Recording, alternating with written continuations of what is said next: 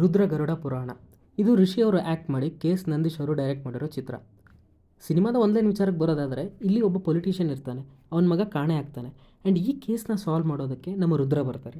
ಇವರು ಆ ಕೇಸ್ನ ಸಾಲ್ವ್ ಮಾಡ್ತಾರಾ, ನಿಜವಾಗ್ಲೂ ಅಲ್ಲಿ ಆಗಿರೋದಾದ್ರೂ ಏನು ಅಂತ ತಿಳ್ಕೊಳ್ಳೋಕ್ಕೆ ನೀವು ಸಿನಿಮಾನೇ ನೋಡಬೇಕು. ಸಿನಿಮಾ ಚೆನ್ನಾಗಿ ಬಂದಿದೆ. ಮೊದಲ 25 ನಿಮಿಷ ಎಲ್ಲ ಕ್ಯಾರೆಕ್ಟರ್ಗಳನ್ನು ಎಸ್ಟಾಬ್ಲಿಷ್ ಮಾಡೋದಕ್ಕೆ ಉಪಯೋಗಿಸ್ಕೊಂಡಿದ್ದಾರೆ. ಸಿನಿಮಾದಲ್ಲಿರೋ ಕ್ಯಾರೆಕ್ಟರ್ಗಳು ಎಸ್ಟಾಬ್ಲಿಷ್ ಆದ ನಂತರ ಈಗ ನಮ್ಮ ಹೀರೋ ಏನು ಮಾಡಬೇಕು, ಯಾತಕ್ಕಾಗಿ ಮಾಡಬೇಕು, ಅಲ್ಲಿರೋ ಕಾನ್ಫ್ಲಿಕ್ಟ್ ಏನು ಅಂತ ತುಂಬ ಸೆಟಲಾಗಿ ಇಂಟ್ರೊಡ್ಯೂಸ್ ಮಾಡ್ತಾರೆ. ಸಿನಿಮಾದ ಫಸ್ಟ್ ಹಾಫಲ್ಲಿ ತುಂಬ ಪ್ರಶ್ನೆಗಳನ್ನು ಹುಟ್ಟಾಕ್ತಾರೆ. ಅದಕ್ಕೆಲ್ಲ ಆನ್ಸರ್ಸ್ ನಿಮಗೆ ಸೆಕೆಂಡ್ ಹಾಫಲ್ಲಿ ಸಿಗುತ್ತೆ. ಈ ಸಿನಿಮಾದ ಪಾಸಿಟಿವ್ಸ್ ಅಂದರೆ ಇವ್ರು ಹುಟ್ಟಾಕಿರೋ ಪ್ರಶ್ನೆಗಳು ತುಂಬ ಕ್ಯೂರಿಯಾಸಿಟಿನ ಡೆವಲಪ್ ಮಾಡುತ್ತೆ. ಇಲ್ಲಿರೋ ಕೆಲವೊಂದು ಸೀನ್ಗಳಿಂದ ಒಂದು ಸೂಪರ್ ನ್ಯಾಚುರಲ್ ಪವರಿಂದ ಇದು ಆಗ್ತಿರ್ಬೋದಾ ಅನ್ನೋ ಫೀಲ್ ಕೂಡ ಕ್ಯಾರಿ ಆಗುತ್ತೆ.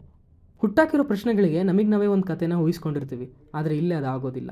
ಡೈರೆಕ್ಟ್ರು ಒಂದು ಥ್ರಿಲ್ಲರ್ ಮೂವಿಗೆ ಏನೆಲ್ಲ ಎಲಿಮೆಂಟ್ಸ್ ಬೇಕೋ ಅದನ್ನೆಲ್ಲ ಇಟ್ಬಿಟ್ಟು ಒಂದು ಡೀಸೆಂಟ್ ಫಿಲ್ಮ್ ಮಾಡಿದ್ದಾರೆ ಅಂತಲೇ ಹೇಳ್ಬೋದು. ಆ್ಯಂಡ್ ಇದರ ನೆಗೆಟಿವ್ಸ್ ಅಂತ ಹೇಳೋಕ್ಕಾಗಲ್ಲ.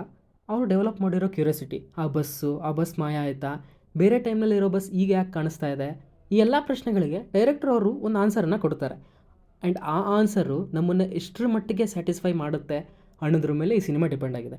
ಕೆಲವೊಬ್ರು ಈಗ ಅಂತ ಎಕ್ಸೈಟ್ ಆಗ್ಬೋದು, ಇನ್ನು ಕೆಲವರು ಇಷ್ಟೇನಾ ಅಂತಲೂ ಅನಿಸ್ಬೋದು. ಅದೆಲ್ಲ ನಿಮ್ಮ ಒಪಿನಿಯನ್ಸ್ ಮೇಲೆ ಮ್ಯಾಟ್ರ್ ಆಗುತ್ತೆ. ಕೆಲವೊಂದು ಕಡೆ ಡಬ್ಬಿಂಗ್ ಪ್ರಾಬ್ಲಮ್ ಆಗಿದೆ, ಫೈಟ್ಸ್ ಎಲ್ಲ ಬೇಕಿತ್ತ ಅನ್ನೋ ಪ್ರಶ್ನೆ ಕೂಡ ಹುಟ್ಟಾಕುತ್ತೆ. ಒಂದು ಮಾತಲ್ಲಿ ಸಿನಿಮಾ ಹೇಗಿದೆ ಅಂದರೆ, ಸಿನಿಮಾ ಚೆನ್ನಾಗಿದೆ, ಆರಾಮಾಗಿ ನೋಡ್ಬೋದು. ದಯವಿಟ್ಟು ಥಿಯೇಟ್ರಿಗೆ ಹೋಗಿ ಸಿನಿಮಾ ನೋಡಿ.